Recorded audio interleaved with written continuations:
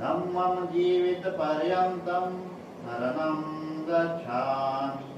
नत्ति मे शरणं वरम् एतेन सत्यवाक्येन भूतु मे जयमङ्गलम्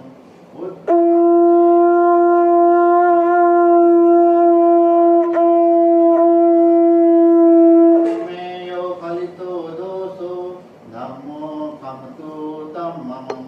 यङ्किञ्चित् रतनं लोके विद्यति विविधा पुतु रतनं धम्मसमं नास्ति तस्मात् शोन्ति भवन्तु मे अग्नदीपो अरियपयोजनान सत्ता वन्देत बोधिं पादपद्मम् ईते ते महाबोधि लोकनाथेन पूजिता अहं पीते तस्मामि बोधिराजा नमस्तुते गन्धगन्धगुणोपेत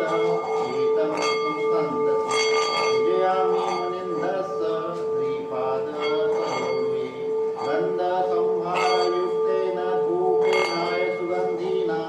पूजयन्ति पूजाभाजम् उत्तमम्